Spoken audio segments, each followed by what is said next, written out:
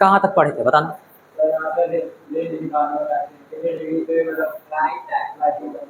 समझ गए। हम लोग प्रोजेक्टाइल मोशन पढ़ रहे थे और उसमें देख लिए थे किसी भी पिंड को ऊर्ध्वाधर से भिन्न किसी दिशा में फेंकेंगे, बात समझ में आ रही है, तो वो कुछ इस प्रकार वक्राकार पथ पर गति करेगा। क्लियर है। और वेग की डायरेक्शन निकालना होगा तो यहाँ स्पर्शी खींच देंगे, ये वेग की डायरेक्शन होगा। समझ गए। ऐसे किसी भी बिंदु पर यहाँ निकालना होगा, यहाँ स्पर्शी खींच देंगे, यहाँ पर वेग की डायरेक्शन ये होगी। बात समझ आ रही है। यहाँ पर हम लोगों से पूछता क्या क्या है, तो यहाँ पर पहली चीज पूछता है कि पाथ ऑफ प्रोजेक्टाइल, प्रक्षेप का पथ, उसका समीकरण क्या है। उसे समीकरण भी नहीं कर सकते हैं, उसे समीकरण पर भी।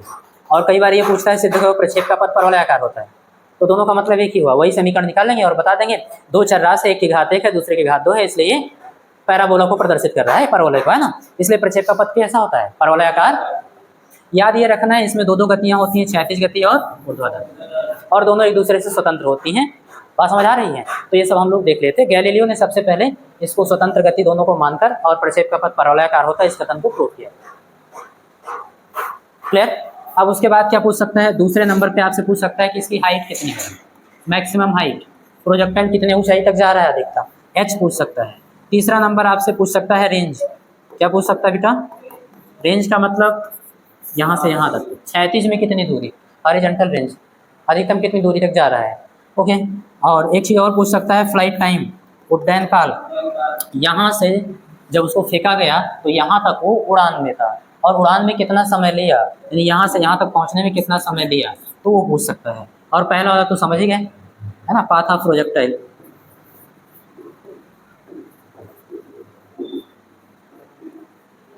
तो ये पूरी चीज़ मैंने आपको पढ़ा दी, बात समझ आ रही।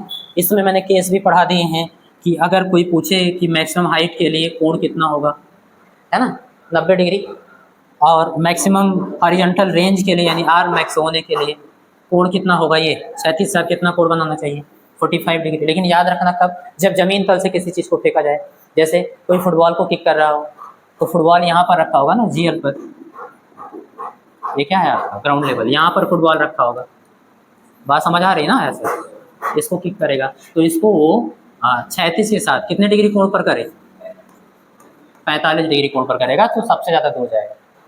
बात समझ में आ रही है। लेकिन अगर कोई भाला फेंक रहा है, बात समझ आ रही है, कोई चक्का फेंक रहा है, तो जमीन तल से कुछ ऊंचाई पर होकर फेंक रहा है, तो वहाँ पर 45 डिग्री से कुछ कम कोण होना चाहिए। बात समझ आ रही है।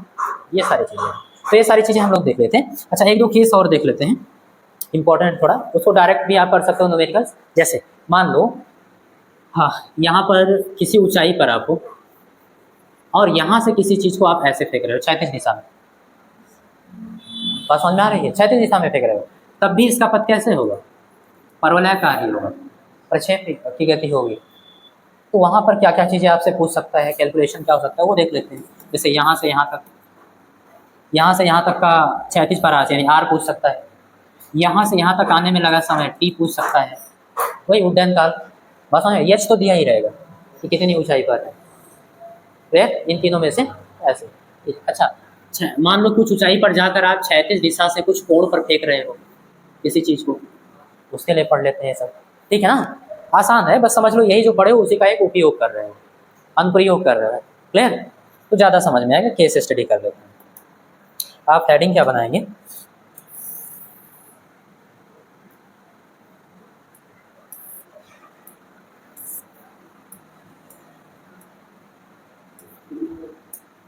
हम लोग पढ़ने वाले हैं प्रोजेक्टाइल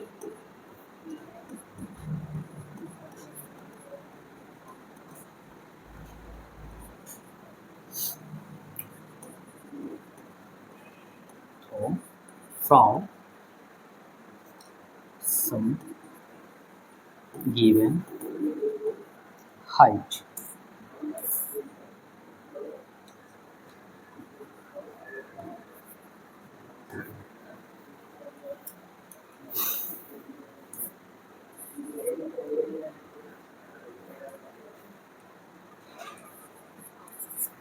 कुछ दी गई ऊंचाई से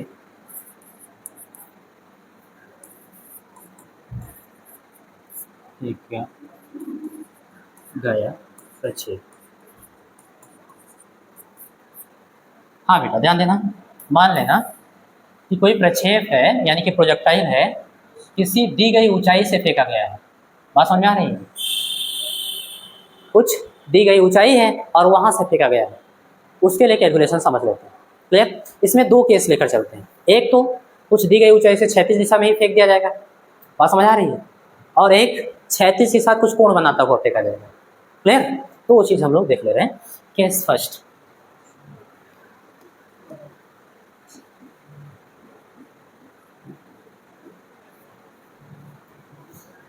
पहले केस में हम सपोज करेंगे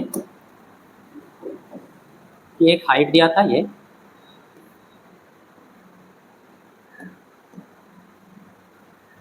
ठीक है, और ये GL है यानी कि ग्राउंड लेवल।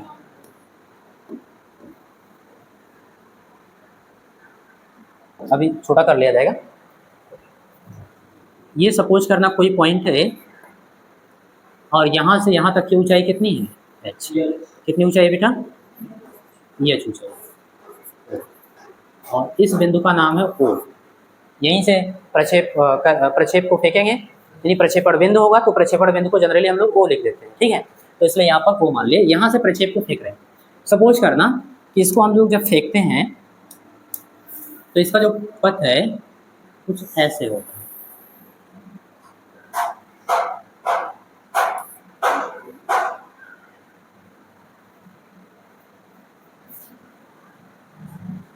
समझ आ रही?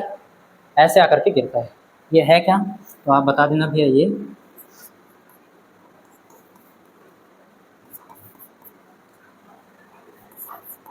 ग्राउंड लेवल है। क्या है बेटा? ये ग्राउंड लेवल GL, ठीक है। अब यहाँ से आप प्रक्षेप फेंके हो, ऐसे आकर गिरा है यहाँ, इस बिंदु को भी कुछ मान लेना। आप सपोज करना ये बिंदु कौन सा है? क्लियर? तो क्षैतिज दूरी को आप किससे लिखते हो? हाँ, ये क्षैतिज परास हो गया कि क्षैतिज में इतना दूरी तय करो, इतनी ऊंचाई से फेंका गया। ये ऊंचाई तो दिया जाएगा, दी गई ऊंचाई है। बात समझ आ रही है? तो ये दी गई ऊंचाई h से हम किसी प्रक्षेप को फेंक रहे हैं और वो क्षैतिज में r दूरी तय कर रहा है, यानी O से B तक दूरी तय कर रहा है। बात समझ आ रही है? ये हो गया। ठीक है, समझ आ रहा है? कोई डाउट तो नहीं है? हाँ, डाउट होना चाहिए तुमको, तुम नहीं आई थी कल, है ना? नहीं हो रहा है इसका मतलब पढ़ नहीं रही हो ठीक से। तो कोई चीज़ होगा तो पूछ लेना, ठीक? कल भी पूछ सकते हो, कोई दिक्कत नहीं। अब ध्यान देना, अब किसी बिंदु पर अगर वेग की दिशा ज्ञात करनी हो तो आप सभी जानते हो स्पर्शी खींचना। क्या खींचना बेटा? तो प्रारंभिक वेग ज्ञात कर लेते हैं कि उसकी डायरेक्शन क्या थी, ऊर्ध्वाधर से भिन्न दिशा में थी। वो चीज़ देख लेते हैं। तो आप प्रारंभ में क्या करना, एक स्पर्श रेखा खींच देना और वो बताएगा यहाँ पर ऐसे स्पर्श रेखा ऐसे खींच।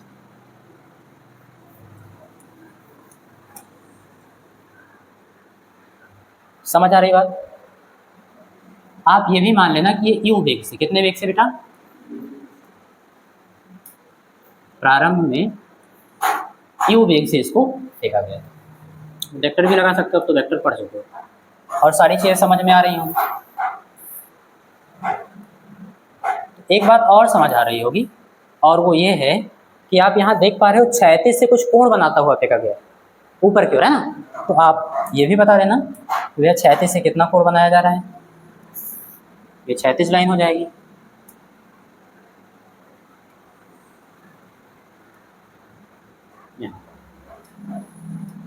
बता सकते हो कि भैया क्षैतिज से थीटा कोण बनाता हुआ हम लोग इस पिंड को ऐसे फेंके थे। क्लियर है? तो एक बात तो पता है कि ऊर्ध्वाधर से भिन्न किसी दिशा में फेंकी गई है। बात समझ में? ऊर्ध्वाधर तो ये है, ऊपर की ओर या फिर नीचे। अब जाहिर सी बात है इसके पास दो दो वेग है कि नहीं है? एक ऊर्ध्वाधर दिशा में भी वेग होगा और एक क्षैतिज दिशा में भी वेग। दो डायरेक्शन में एक साथ वेग से बात वेग। कैसे पता चलेगा किस डायरेक्शन में कितना है? घटक तोड़ लेंगे। क्या तोड़ लेंगे? इस वेग का हम लोग क्षैतिज घटक और ऊर्ध्वाधर घटक ऐसे तोड़ लेंगे। घटक तोड़ना मैंने आप लोगों को सिखाया है। तोड़ते समय क्या याद रखना है? जिस सदिश का घटक तोड़ रहे हो वो बीच में होना चाहिए। क्लियर है ना? डायरेक्ट तोड़ना सिखाया है। और कितनी लंबाई का होगा वो तो आप यहाँ से ऐसे परपेंडिकुलर ड्रा कर सकते हो, लंब ड्रा कर सकते हो, पता चल जाएगा कितनी लंबाई का। ऐसे इधर भी तो देखना, घटक तोड़ ले रहे हैं, बता देंगे इस डायरेक्शन में इतनी लंबाई का होगा, कहीं यहाँ पर। ओके,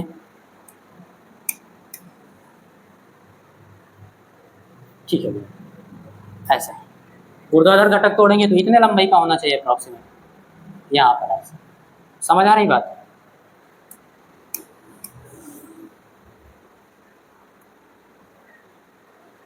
ऊर्ध्वाधर घटक, बात समझ आ गई? अब इस घटक का कोई मतलब नहीं रहेगा, इसको आपने दो भागों में ऐसे तोड़ दिया। क्षैतिज दिशा में इतना वेग मिल रहा था जब आप फेंके थे पिंड को, और ऊर्ध्वाधर की दिशा में, इसीलिए वो द्विविमीय गति कर रहा था। दोनों दिशाओं में वेग उसके पास है, और ये प्रारंभिक वेग है। क्लियर? तो देखो, कोण के पास वाली भुजा क्या होती है? पास। याद हो गया ना, कोण के पास पास, कोण के पास पास। तो अगर ये u था तो ये क्षैतिज दिशा में कितना वेग मिला इसको? u cos theta. कुछ मत लिखो u x y, कुछ मत लिखो, डायरेक्ट समझो, है ना? अच्छा, और थीटा से दूर वाला u sin। समझ आ रहा है? क्षैतिज दिशा में इतना वेग, ऊर्ध्वाधर दिशा में इतना। अब देखो इसमें पूछ क्या क्या सकता है। एक तो मैं आपको पहले ही बता दे रहा हूँ, अच्छा समझ लो, समझ कर समझोगे तो ज़्यादा। इसमें कौन सा समीकरण लगा सकते हैं? सबसे पहले देखो, यहाँ से जब आप पिंड फेंके थे प्रारंभिक वेग तो पता था, लेकिन जब जाकर टकराएगा जमीन तल से बी पर तो उसका अंतिम वेग आपको पता है? अरे किसी ना किसी वेग से जाकर टकराएगा, टकराने के बाद जीरो होगा ना, हम टकराने की बात कर रहे हैं, कुछ ना कुछ वेग से जाकर टकराएगा। क्लियर? तो अंतिम वेग आपको नहीं पता, बात समझ आ रही है? अंतिम वेग किस समीकरण में नहीं होता? द्वितीय। इसका मतलब है इस तरह का कोई भी केस होगा तो आंख मूंद के द्वितीय समीकरण लगा, तो देखते हुए लगाना, ताकि कहाँ पे क्या लिखना है पता चले। कुल मिला के अपने माइंड में रखना है कि द्वितीय समीकरण लगाएंगे एस बराबर U T plus half A T square, condition को देखते हुए, है ना? ये यही लगा, कुछ मत उड्डयन काल पूछे यही लगा दो, रेंज पूछे यही लगा दो, और सब इसी से आ जाएगा। समझ आ रही बात? मतलब कोई फार्मूला याद रखने की जरूरत, वो भी प्रूफ करवा दे रहा हूँ, लेकिन फिर भी समझो यही लगाना। लॉजिक क्या है? क्योंकि हमारे पास अंतिम वेग नहीं है, और प्रथम समीकरण जैसे लिखेंगे b बराबर यू प्लस, और तृतीय समीकरण लगेंगे तो e स्क्वायर बराबर b स्क्वायर प्लस 2a, दोनों में क्या है? b। इसका मतलब हम ये दोनों नहीं लगाएंगे, तो बचा तो यही ना, यही लगा देंगे s बराबर U T plus half A T. समझ आ रही बात? कोई डाउट तो नहीं है? तो यही लगाएंगे। तो न्यूमेरिकल्स में भी कोई सूत्र मत याद रखना, डायरेक्ट यही लगाना आ जाएगा, जो भी निकाला, बस कंसेप्ट याद रखना, इसीलिए पढ़ा रहा हूँ केस। देखो क्या क्या याद रखना है, मतलब समझना क्या क्या है, और वो सब आप पहले से जानते हो। 1D मोशन करना है, भले ही 2D पढ़ रहे हैं, 1D मोशन पढ़ेंगे, क्षैतिज गति अलग, ऊर्ध्वाधर गति। तो सबसे पहले अगर मान लो हमसे टाइम पूछता है, क्या पूछता है बेटा? तो O से B तक जाने में कितना टाइम लगा, O से B तक जाने में। तो देखो सबसे पहले तो हम लोग सॉल्व करेंगे फ्लाइट टाइम के लिए।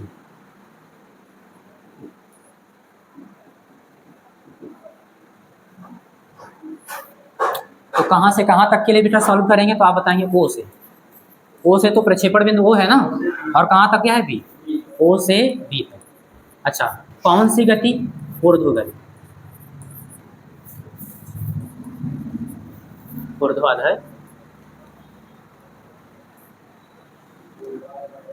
ऊर्ध्वाधर गति के लिए आप सभी जानते हो ये 1D मोशन हो गया, और इसके लिए हम लोग गति के समीकरण लगाएंगे, शुद्ध गति का समीकरण लगाएंगे। और ध्यान ये रहना, जितना भी चीज लिखना, चाहे वेग होगा चाहे त्वरण होगा, कुछ भी लिखना ऊर्ध्वाधर गति के लिए ही लिखना। और मैंने आपको पहले ही बता दिया कौन सा समीकरण लगाना, कौन सा समीकरण लगाना, सेकंड ना, लगा देंगे। तो अब वहां पे होता था s बराबर U T plus half A T square, यही होता है। चलो यही लिख भी देते हैं, s बराबर U T plus half A T square, ये समीकरण होता है। अब एक्स वाई यहाँ माने नहीं है तो डायरेक्ट लिखवा रहा हूँ, ध्यान देना। s की जगह हम लोग क्या लिखते हैं? गुरुत्व के अधीन गति में h क्या लिखते हैं? h लिखेंगे। u, ध्यान से समझना, बहुत ध्यान से समझना, यहाँ सावधानी। देखो आप लोग ध्यान नहीं दे पा रहे हो, कौन सा लिखेंगे? u का मान कौन सा लिखेंगे? ऊर्ध्वाधर गति हो रही है, प्रारंभिक वेग u साइन थीटा। नहीं, फिर से सोचो, मैं यहाँ जोर देके बता रहा हूँ क्योंकि यहाँ लॉजिक है, रखोगे गलत हो जाएगा। क्या बेटा? नहीं, यू आई की तो वैल्यू वही है ना, अगर इसको वाई एक्स मानते हो तो यू आई की वैल्यू वही है, यू साइन थीटा। क्लियर है? आप लोग अपनी जगह पे बिल्कुल सही हो, लेकिन थोड़ा सा और दिमाग लगाओ। हाँ है, पागल हो यार, ये तो क्षैतिज है, क्षैतिज वेग ऊर्ध्वाधर गति के लिए। 1D मोशन में एक्टे लगाना है, ये नहीं कि ऊर्ध्वाधर क्षैतिज दोनों लगा रहे हैं। इसको लतियाओ। हम वेग की बात कर रहे हैं बेटा, देखो s बराबर ut plus half at square, ये सेकंड इक्वेशन ऑफ मोशन है, गति का द्वितीय समीकरण है। इसमें यस ऊंचाई भाई गुरुत्वाधीन गति होगी, s इसमें विस्थापन था, ऊर्ध्वाधर विस्थापन h होगा, तो यस की जगह हमने h लिख दिया। समझ आ रही बात? उसके बाद हमको प्रारंभिक वेग लिखना है। अब प्रारंभिक वेग ऊर्ध्वाधर गति के लिए शुरुआत में वेग कितना था, u sin थीटा। आप लोग कह रहे हो सही है, बिल्कुल सही है, लेकिन अब ध्यान दो, गति यहाँ नीचे की ओर हो रही है, पिंड किधर की ओर हो रही है, नीचे की ओर, तो क्या करेंगे ना, फिर ही गलत बोल रहे हैं, बिल्कुल सही, वो सही बता रहा है। मैंने आपको बताया था 1D मोशन में या वेक्टर में, विपरीत वेक्टर, कोई भी सदिश राशि एक दिशा में प्लस है तो ठीक विपरीत दिशा में ले लेना, परिमाण उतना ही ले लेना। बात समझ आ रही है? तो भैया अगर u sin थीटा उस डायरेक्शन में है तो इस डायरेक्शन में अगर हम देखेंगे तो ये माइनस u sin थीटा होगा। तो ऐसे बना दें इसमें कि डायरेक्ट लिख दें? बना भी नहीं तो बाद में कैसे याद रखोगे आप? अभी तो समझ आ जाएगा, बाद में सोचो कि माइनस क्यों लिख दिया गया। अरे ये तो पूरा आ गया भाई, पूरा नहीं चाहिए हमको। ये लो, देखो लंबाई उतनी ही है, इसका मतलब परिमाण उतना ही रहेगा। अब देखो अगर ये u sin थीटा है तो ये क्या होगा, माइनस u sin थीटा। समझ आ रही है बात? बस केवल दिशा क्या हो गया, विपरीत हो गया। अब मैंने ये वेग लिया क्यों, नीचे की ओर, पिंड की गति किधर की ओर है, नीचे की ओर। ये सब आपको याद रखना है, पिंड की गति नीचे की ओर तो नीचे की तरफ वेग, ऊपर की ओर तो ऊपर की तरफ वेग। कोई भी वेग दिया होगा अगर विपरीत डायरेक्शन में माइनस ले लेंगे, इसे विस्थापन लेते थे। समझ गए? ऐसा क्यों किए, वेग सदिश राशि तो विपरीत वेक्टर। वैल्यू पुट करो, अब u की जगह क्या लिखेंगे, माइनस u sin थीटा। समझ गए? इतना ज़्यादा जोर देने का मतलब ये है कि न्यूमेरिकल आप आसानी से करो, अब याद रहेगा, नहीं भूलोगे। ओके, तो u sin थीटा हो गया। अब टाइम, फ्लाइट टाइम लिख रहे हैं ना, कि यहाँ से यहाँ तक आने में कितना समय लगा, हम मान ले t टाइम लगा। कितना टाइम लगा, तो कैपिटल T लिख देंगे यहाँ पर, इनटू कैपिटल T। अभी बाद में लिख भी देंगे t कौन सा टाइम था, capital ut plus half at square. बताओ अब इसे प्लस होगा माइनस, माइनस है ना? नहीं नहीं रुक जाओ, कुछ बता रहा है, क्यों माइनस कह रहा है, क्यों माइनस होगा बेटा? हाँ, गुरुत्वीय त्वरण की डायरेक्शन क्या होती है, नीचे की ओर, तो पिंड भी तो नीचे की ओर आ रहा है, तो प्लस ही तो रहेगा, ऊपर जाएगा तब माइनस होगा। तो यहाँ पर बेटा प्लस ही लगाएंगे। ये प्लस माइनस का खेल थोड़ा सा परेशान कर सकता है अगर शुरुआत में अभ्यास नहीं है तो प्लस हो गया, हाफ का हाफ ही रखेंगे। ए त्वरण, गुरुत्वीय त्वरण होगा ना ऊर्ध्वाधर गति में, अगर क्षैतिज गति होता है तो जीरो लिखते हैं, ऊर्ध्वाधर गति में गुरुत्वीय त्वरण टी, हाँ जी, और हाँ कैपिटल टी, क्योंकि ये ऊर्ध्वाधर है। बस यही इसको रोक दो, ये समीकरण बन गया ना, यही इसको रोक, यहाँ से हम टी का मान निकाल लेंगे। ध्यान रखना कोई भी बच्चा ये एक टी को काटे वाटे का नहीं, अगर मान लो इधर जीरो हो गया, जैसे मैंने सॉल्व करके कल दिखाया आप लोगों को, क्योंकि द्विघात समीकरण है तो दो मूल आने चाहिए, टी का दो मान आना चाहिए और व्यवहारिक रूप से भी आना चाहिए। देखो कैसे, अगर यहाँ पर तो ठीक है, मान लो ये एक समतल में हम लोग पढ़ रहे हैं, ऐसे जा रहा है, ऐसे, बात समझ में आ रही है, तो टी का हमेशा दो मान आएगा, एक ही ऊंचाई पर, एक ही ऊंचाई पर टी का दो मान आएगा। जैसे मान लो यहाँ पर ऊंचाई कितनी है, एच डैश, कितना है पीछे, एच डैश, तो यहाँ भी ऊंचाई कितनी होगी,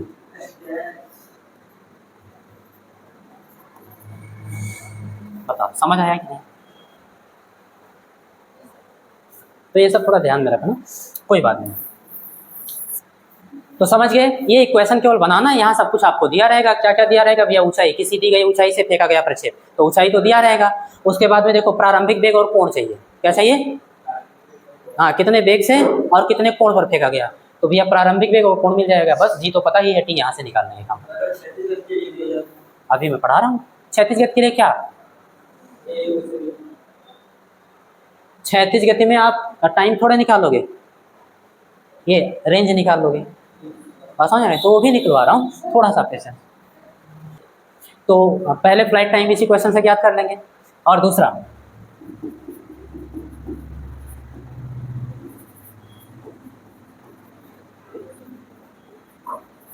horizontal range means,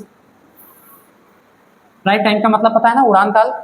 horizontal range का मतलब ऐसे ब्रैकेट में लिख दे रहा हूँ, हम उड़ान काल की बात कर रहे हैं, उड़ान काल आप पढ़ चुके हो। हॉरिजॉन्टल रेंज आर की बात कर रहे हैं, आर भी आप पढ़ चुके हो, किसे कहते हैं, है ना। क्षैतिज दूरी कौन सी, ओ से बी तक, कहाँ तक बेटा, ओ से बी तक, तो बी यही तो है, तो ये दूरी, ये क्षैतिज दूरी किसके बराबर है, आर के बराबर। क्लियर, दूरी हम यहीं से लेंगे ओ से बी तक, ओ से गति हो रही है बी तक, तो यहाँ पर लिखेंगे ओ से, हाँ वही कॉपी कर लें,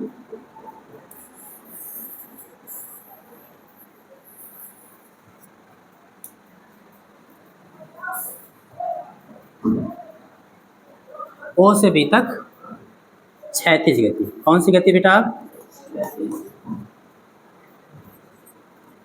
क्षैतिज गति के लिए, ठीक है।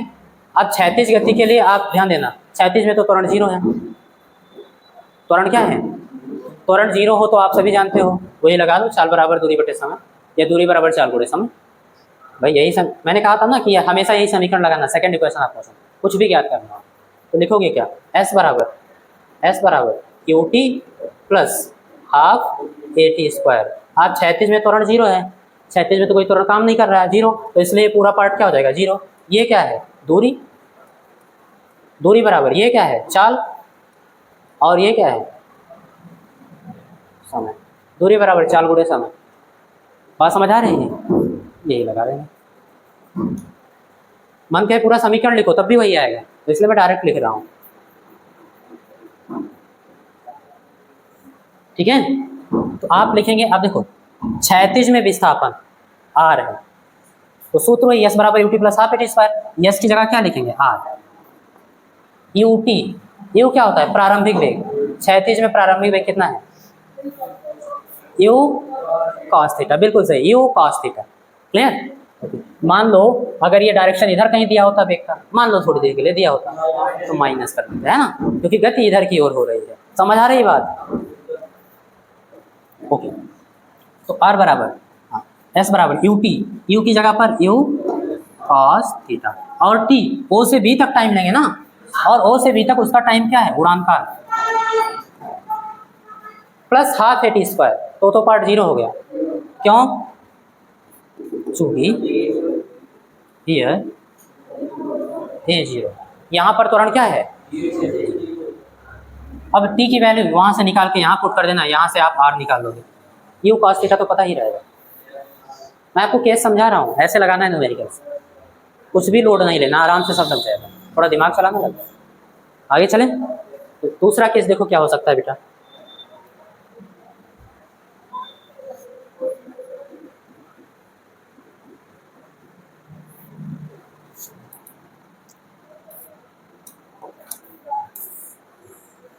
कुछ ऊंचाई दी गई होगी और ये ग्राउंड लेवल होगा,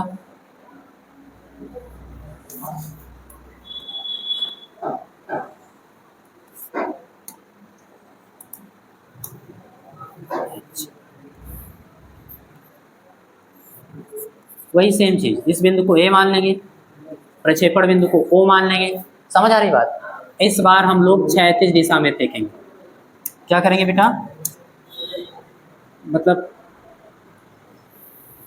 ऐसे प्रक्षेप का पथ ऐसे, और यहाँ पर अगर हम स्पर्शी खींचेंगे वेग का, आप देखोगे क्षैतिज आ रहा है,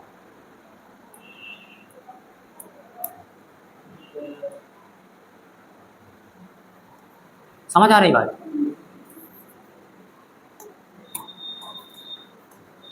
प्रारंभिक वेग मान लेंगे यू है, कितना है बेटा, प्रारंभिक वेग, और डायरेक्शन क्या है, क्षैतिज, तो क्षैतिज दिशा में किसी ऊंचाई पर खड़े हो क्या आप ऐसे क्षैतिज दिशा में किसी चीज को फेंक दिए, कुछ प्रारंभिक, ऐसे छोड़ना नहीं है, छोड़ोगे तो मुक्त रूप से गिरेगा, है ना, नीचे फेंकना है, प्रारंभिक वेग देकर फेंकना, ठीक है। तो प्रारंभिक वेग देकर हम फेंकेंगे, फिर ऐसे जाकर वहां पर कहीं गिरेगा, तो जिस बिंदु पर गिरेगा उसको हम बिंदु बी नाम दे देंगे।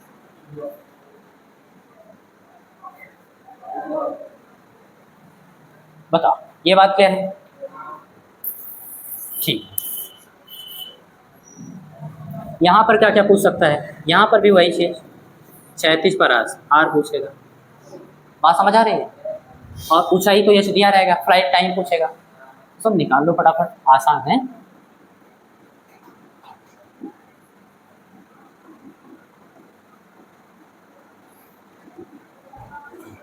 Flight time. मैंने कहा था बिना कुछ देखे द्वितीय समीकरण लगा दो, आ जाएगा। क्लियर है? और समझ भी सकते हो, अंतिम वेग पता नहीं तो द्वितीय ही लगाना पड़ेगा। अंतिम वेग प्रथम और तृतीय दोनों में आता है। ठीक है, ओके। तो द्वितीय समीकरण, अच्छा किस गति के लिए, पहले तो हम फ्लाइट टाइम देख रहे हैं। फ्लाइट टाइम को किससे लिखते हो? कैपिटल टी से। और ओ से बी तक आया है तो ऊर्ध्वाधर, मान लो ओ से यहाँ तक पहुँचने में, नीचे पहुँचने में कितना टाइम लिया, भले ही कोई पाथ ट्रेवल करके जाता हो, तो ऊर्ध्वाधर गति कहाँ से ओ से बी तक, ओ से बी तक। मयंक कोई प्रॉब्लम तो नहीं है ना बेटा? मैंने आपको शुरुआत में बता दिया है, इस जो प्रक्षेप गति है ये दो गति से मिलकर बना है, एक क्षैतिज गति और ऊर्ध्वाधर गति। आपके दिमाग में अगर थोड़ा चल रहा हो कि क्षैतिज भी चल रहा है, अभी आप पूछ रहे थे, हाँ, तो दोनों गति एक दूसरे से स्वतंत्र है। बात समझ में आ रही है? यही मानकर चलना है हमेशा, स्वतंत्र है इसका मतलब एक ऊर्ध्वाधर का कैलकुलेशन कर लो, क्षैतिज का कैलकुलेशन, गलत नहीं है। ठीक है, ओके। तो ओ से बी तक कौन सा? ऊर्ध्वाधर गति के लिए। चलो भाई, फ्लाइट टाइम ज्ञात कर रहे हैं, जब क्षैतिज आर ज्ञात करेंगे तब क्षैतिज गति पढ़ेंगे। तो ऊर्ध्वाधर गति के लिए मैंने कहा था वही लगा दूं समीकरण, बिल्कुल लगा देंगे। एच बराबर U T plus half g t square, है ना? यू टी, यहाँ पर यू जीरो हो जाएगा, प्रारंभिक वेग। समझना, यहाँ पर देखो भैया, यू की डायरेक्शन सीधी इधर की ओर है और आपको वेग किस डायरेक्शन में चाहिए? इस डायरेक्शन में, यही तो चाहिए। अगर हम इसको 90 डिग्री ले लें, 90 डिग्री है ही है, वेग क्षैतिज दिशा में वेग है, आप कह रहे हो हमको नीचे की ओर वेग चाहिए, कितना है? मान लो भटक तोड़ भी रहे हो जबरदस्ती, कोई बात नहीं है, तो कोण कितना है? 90 डिग्री। यू अगर है तो कोण के पास क्या होगा? कॉस। तो ये क्या हो जाएगा? You cos 90 degree. Cos 90 degree की वैल्यू जीरो से गुणा कराएंगे, पूरा जीरो। समझ आ रही बात? इसका मतलब ऊर्ध्वाधर दिशा में कोई वेग ही नहीं है। आप मैथमेटिकली भी आपको समझा दिए, घटक तोड़ना तो जान ही गए हो। और वैसे भी हम समझ सकते हैं, जब क्षैतिज दिशा में वेग हो गया तो ऊर्ध्वाधर दिशा में कोई वेग नहीं है। कार रोड पे जा रही है, बात समझ में आए, तो ऊपर की ओर उड़ नहीं रही है ना नीचे की ओर जा रही है, क्योंकि उसको एक ही डायरेक्शन में वेग, क्षैतिज दिशा में वेग। क्लियर? समझ आ रहा है? ठीक, तो इसको लिखा रहने दें कि हटा दें? चलो आप लोग लिखे रहो बाद के लिए, ये बराबर किसके हो जाएगा? जीरो, क्योंकि काश 90 की वैल्यू जीरो। कहीं पेपर में थोड़ा लिख रहे हो, आपके नोट्स में लिखा रहेगा तो समझ में आएगा कि वह क्षैतिज दिशा में, ऐसे ऊपर होता तब भी जीरो है ना, ऊपर भी 90 लेते हैं। तो एच बराबर U T plus half g t square, you zero हो गया क्योंकि ऊर्ध्वाधर दिशा में वेग कितना है? जीरो। और टाइम ये लो, और plus half g t square, तो प्लस होगा माइनस होगा अभिषेक, यहाँ प्लस होगा माइनस होगा, plus half g t square की minus half g t square. Plus कब होता है और माइनस कब होता है, इतना बताओ, आप बताओ प्लस कब होता है?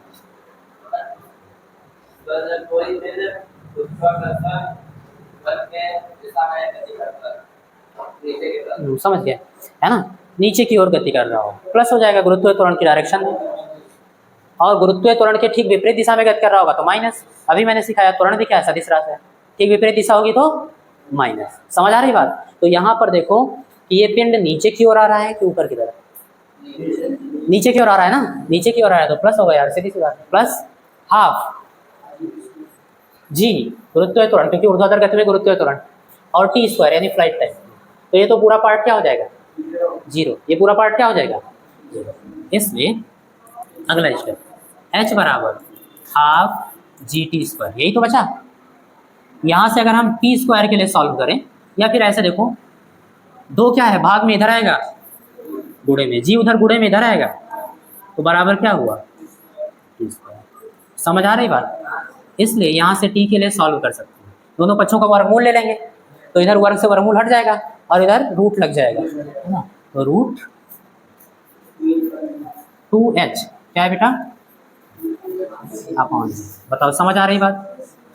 तो ये सब रटना नहीं है, ये मत समझना कि इतने सारे फार्मूले हो गए सर हम लोग याद कैसे करेंगे, कोई ज़रूरत नहीं है।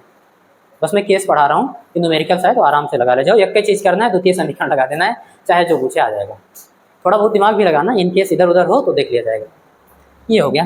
अब इसके बाद हम लोग देख लेते हैं हॉरिजॉन्टल रेंज कैसे निकालेंगे। वही चीज़ क्षैतिज में त्वरण क्या है बेटा? जीरो है ना, तो एस बराबर U T plus half A T square, half A T square part zero हो जाएगा, एस बराबर यू टी बचेगा।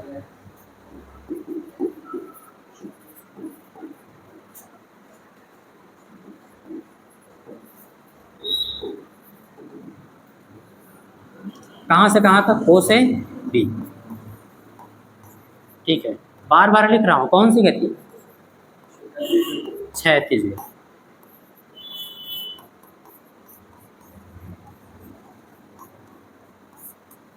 क्लियर है?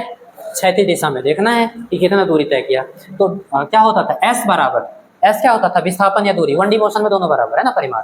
ठीक है, तो विस्थापन कितना हो रहा है क्षैतिज दिशा में? आर। यहाँ से यहीं तक तो जा रही है। ओके, तो आर, एस की जगह आर डायरेक्ट करवा रहा हूँ, कोई फार्मूला नहीं। आर यूटी, तो क्षैतिज दिशा में वेग कितना है? साफ साफ लिखा है यू, है ना, तो पूरा का पूरा लिख देंगे यू। और टाइम कितना लगेगा उससे बी तक पहुंचने में? फ्लाइट टाइम उतना ही ना, तो इंटू टी। रेंज को किससे लिखते हो? ये भी लिख देना, आर से। आर पता करेंगे। Okay, U T plus half A T square. या तो क्षैतिज में त्वरण क्या होता था? जीरो, तो पूरा टर्म क्या हो जाएगा? जीरो। क्यों हो रहा है यहाँ बाद में जानने के लिए लिख दो कि हियर त्वरण क्या है बेटा? जीरो, इसलिए पूरा टर्म। अब देखो ये हो गया बस। पी का वैल्यू वहां से उठा के यहाँ पुट कर देना। कोई डाउट? एक चीज और जान लो कि भैया प्रक्षेप का पथ परवलयाकार कब कब होगा, उसकी कुछ लिमिटेशंस है। बात समझ में आ रही है कि कब नहीं होगा कब होगा, उसको देख लेते हैं। तो यहाँ पर हम लोग लिख लेंगे प्रक्षेप के पथ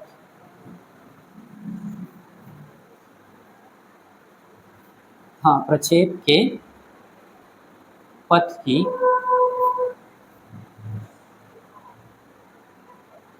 प्रक्षेप का पथ परवलया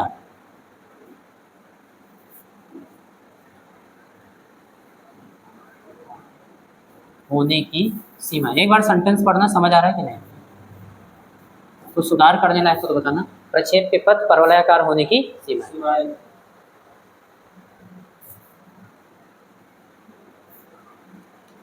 ठीक है ना, समझ रहे हो? प्रक्षेप का पथ परवलयाकार कब होगा उसकी लिमिट हम लोग को पढ़नी है। ठीक है, सीमा। चलो ये चीज हम लोग देख लेते हैं।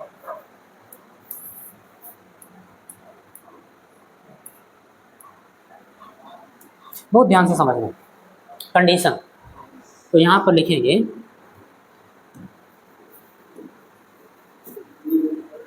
प्रक्षेप का पथ परवलयाकार होगा। कब होगा? ध्यान से समझना, प्रक्षेप का पथ परवलयाकार होगा तो आप बताएंगे जब त्वरण, कौन सा त्वरण काम करता है प्रक्षेप में? प्रक्षेप गति में यज्ञ त्वरण काम कर रहा है ऊर्ध्वाधर दिशा में। कौन सा? गुरुत्वीय त्वरण। बात समझ में आ रही है? तो प्रक्षेप का त्वरण का मतलब हो गुरुत्वीय त्वरण। जब गुरुत्वीय त्वरण जी क्या हो बेटा? कांस्टेंट। क्या हो? यानी कि नियत हो। और कांस्टेंट का मतलब केवल परिमाण नहीं, परिमाण व दिशा दोनों, ना परिमाण बदले ना दिशा बदले। तो यहाँ पर लिख दे रहे हैं परिमाण एंड डायरेक्शन, दोनों के दोनों क्या हो? कांस्टेंट हो। ओके, बात समझ आ रही है?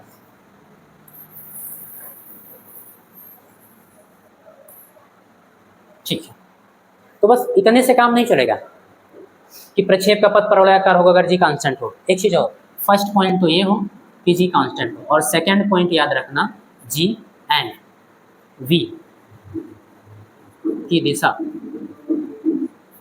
भिन्न। समझा रहा हूँ? ये दूसरा चीज, जहाँ वी क्या है ऐसे शॉर्ट में अपने नोट्स में लिख लेना। किसका वेग? बिल्कुल सही, प्रक्षेप का वेग। ये जो पिंड हम फेंके हैं उसका वेग। अब देखो दो कंडीशन मैंने बहुत आसानी तरीके से आपको समझा दिया। पहला कंडीशन क्या? प्रक्षेप का पथ परवलयाकार यानी पैराबोलिक कब होगा? तो आप पहला कंडीशन बताएंगे भैया जब जी क्या हो? कांस्टेंट। जी का मान ना बदले, दिशा ना बदले। बात समझ आ रही है? दूसरा कंडीशन भैया जी की डायरेक्शन, जी की डायरेक्शन इधर की ओर है और यहाँ पर बी की डायरेक्शन ये। समझ आ रही है? तो दोनों की दिशा बताओ भिन्न भिन्न है कि नहीं है? इसकी डायरेक्शन इधर, की डायरेक्शन, इसकी डायरेक्शन इधर और बी की डायरेक्शन इधर। क्या चीज बेटा? हाँ ठीक है, वो समझने के लिए, जैसे जब दो दो वेग हो तो हम लोग कुछ भी मान लेते हैं, B1 B2 मान लेते हैं, U और B मान लेते हैं। बात समझ आ रही है? इतना ज़्यादा प्रतीक को लेकर हम लोग को रिजिड नहीं होना, दृढ़ नहीं होना। बात समझ आ रही है? जैसे हम लोग प्रारंभिक वेग को यू से लिख रहे हैं, कोई प्रारंभिक वेग को भी 0 से लिख रहा है, तो आप कहोगे नहीं नहीं, अरे प्रारंभिक वेग तो ये होता है। बिल्कुल, बात समझ आ रही है? उसकी स्वेच्छा है, प्रतीक है, समझ गए? तो मैंने कहीं भी प्रारंभिक और द्वितीय नहीं लिखा है वेग, बस मैं समझा रहा हूँ कि उसका जो भी वेग होगा, क्लियर है? डायरेक्शन केवल समझा रहा हूँ आपको, मान से कोई मतलब नहीं। प्रतीक को लेकर आप लोगों को क्या रखना होगा? थोड़ा सा फ्लेक्सिबिलिटी। कोई कुछ मान रहा होगा, कोई कुछ मान रहा होगा, क्लियर? कोई इसी को बी टी 0 मान ले रहा है, कोई अंतिम वेग को बी टी मान ले रहा है, बहुत सारे प्रतीक हैं ऐसे। बी 0 मान ले रहा है, बी टी मान ले रहा है। 0 का मतलब 0 समय पर वेग, और बी टी का मतलब टी टाइम बाद वेग।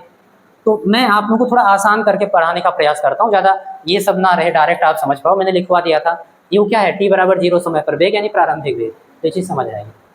टी समय बाद वेग यानी अंतिम वेग। बात समझ आ रही है? तो जो आसान हो वो पढ़ाने का प्रयास करो, बाद में तो आप सब जान ही जाओगे, सब जान जाओगे, क्लियर? आप लोग देखो 10th में पढ़े होंगे, धारा को कोई आई से लिख रहा होगा, कोई आप कैपिटल आई से लिख रहा होगा, आवेश को कोई स्मॉल क्यू, कोई कैपिटल। समझ आ रही बात? ऐसे प्रतीक को लेकर ज़्यादा वो, क्लियर? कुछ भी मानो, कॉन्सेप्ट क्लियर होना चाहिए। तो यहाँ कॉन्सेप्ट क्या था? डायरेक्शन, दिशा। गुरुत्वीय त्वरण और वेग की दिशा हमेशा क्या हो? भिन्न, यानी अलग अलग हो। अगर ये दो चीज है तो प्रक्षेप का पथ यानी फेंके गए पिंड का पथ कैसा होगा? परवलयाकार होगा, नहीं तो नहीं होगा। तो लिमिट क्या है? समझा रहा हूँ, देखो पहली लिमिट तो यही बन जाती है आपकी, इसको हटा दें, ये समझ ही गए। उसी दोनों को देखते हुए हम लोग लिखेंगे। पहला लिमिट क्या है बेटा? आप बताओगे। प्रक्षेप बहुत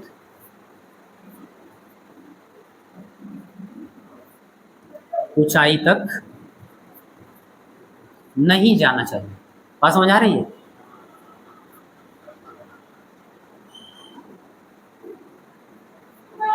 अब कोई पूछ सकता है क्यों? अगर चला गया तो क्या होगा? तो ध्यान देना, कंडीशन, हाँ कंडीशन समझना बेटा, नहीं तो क्या होगा? जी घट जाएगा। जी क्या होगा बेटा? 9th में आपको पढ़ाया गया होगा कि किसी भी पिंड को पृथ्वी तल से ऊपर या पृथ्वी तल से नीचे ले जाते हैं, बात समझ, जमीन तल से नीचे ले जाते हैं तो गुरुत्वीय त्वरण जी का मान घट जाता है। प्रूफ भी किए होंगे, है ना? गुरुत्वाकर्षण वाले चैप्टर में हम लोग फर्स्ट ईयर में भी करेंगे, क्लियर? तो अगर किसी पिंड को हम लोग फेंक रहे हैं जमीन तल से और बहुत ऊपर फेंक दिए, तो जब बहुत ऊपर चला जाएगा तो जी का मान क्या हो जाएगा? कांस्टेंट नहीं रह जाएगा, और कांस्टेंट नहीं रह जाएगा तो फिर प्रक्षेप का पथ परवलयाकार नहीं होगा, किसी और आकार का हो जाएगा।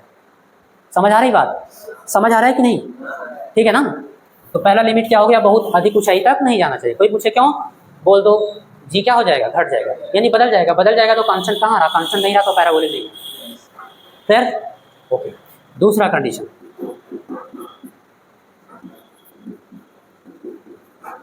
प्रक्षेप का क्षैतिज परास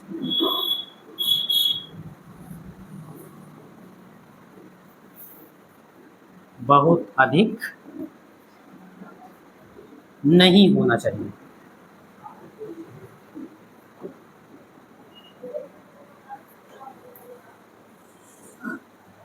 देखो क्या कह रहा है कि क्षैतिज परास, यहाँ पर क्या था? ऊंचाई, ऊंचाई बहुत नहीं होनी चाहिए। बात समझ में आ रही है? और यहाँ पर क्षैतिज परास बहुत अधिक नहीं होना चाहिए। ध्यान रखना इस शब्द पे, निगेटिव वाले पे नहीं होना चाहिए। लॉजिक क्या है? जैसे अगर छोटा कोई तोप है कम दूरी तक मार करने वाला, वहां से गोला दागा जाता है तो ऐसे जाता है, परवलयाकार उसका पथ, क्लियर है? लेकिन सरफेस टू सरफेस मिसाइल होता है, सरफेस का मतलब सतह से सतह तक मार करने वाली लंबी दूरी की मिसाइल। बात समझ आ रही है? जैसे ये पृथ्वी तल है, मान लो यहाँ कोई दूसरा देश है, वहाँ कोई दूसरा देश है, क्लियर? और यहाँ से मिसाइल लॉन्च करते हैं, क्लियर? तो जब बहुत ज़्यादा दूरी हो जाती है, जैसे आपने सुना होगा अभी हाल ही में अपने यहाँ अग्नि 5 का परीक्षण हुआ है, लंबी दूरी तक मार करने वाली, लगभग 5000 किलोमीटर, अप्रॉक्सीमेट कितना बेटा?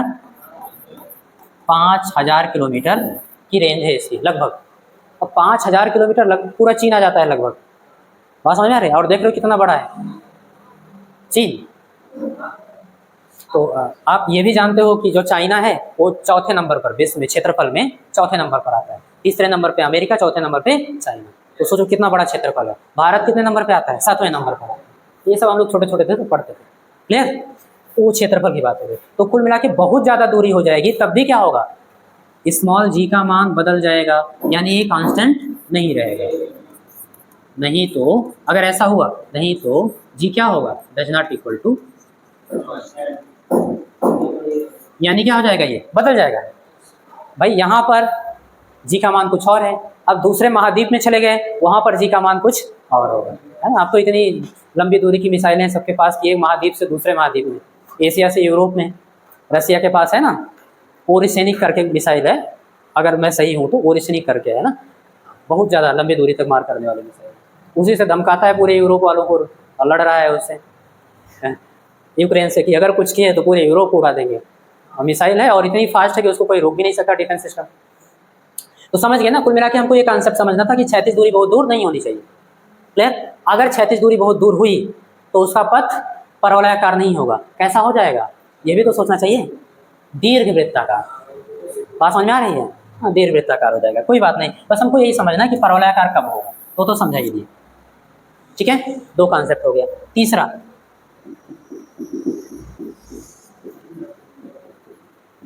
प्रक्षेप का प्रारंभिक वेग।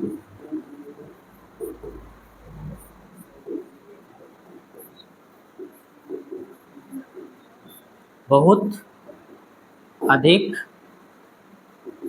नहीं होना चाहिए।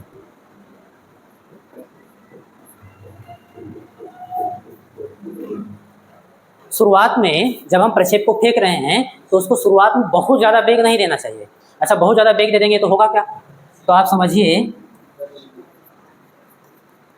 नहीं तो हवा का जो वायु था ना, वायु का प्रतिरोध